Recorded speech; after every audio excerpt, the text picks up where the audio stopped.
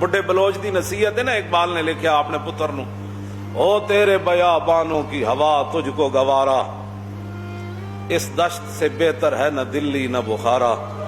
اے بڈھے بلوچ نے اقبال کہا اپنے پتر نو وصیت کی تھی، انہیں کہا پترا شہراں دیاں چمکا دمکا ویکھ کے بلوچستان دے پہاڑ تے سہارا نہ چھڑ جانے۔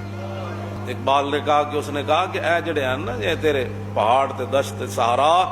اور انہاں دی ہوا انہاں دے تو اپنے موافق رکھیں،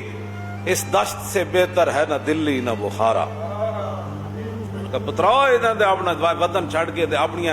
شکلاں تے دوسرے دی اپنا کے تے دوسرے دے لباس پا کے چلے ہو، عزت نہیں ہوندیاں۔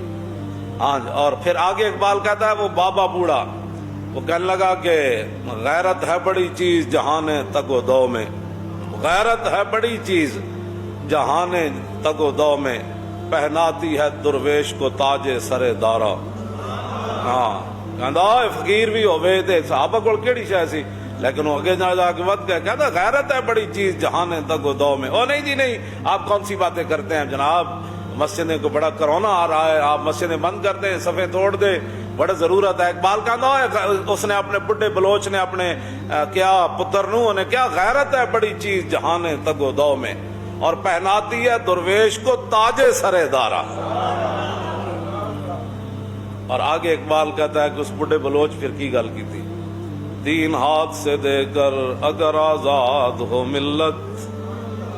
اپنے پتر نو کہنا دین ہاتھ سے دے کر اگر آزاد ہو ملت، ہے ایسی تجارت میں مسلمان کا خسارہ۔ کہنا یار دین دے کے کیڑیاں تو مطلب، اور دین ہاتھ سے دے کر اگر آزاد ہو ملت، ہے ایسی تجارت میں مسلمان کا خسارہ، اور دین ہاتھ سے دے کر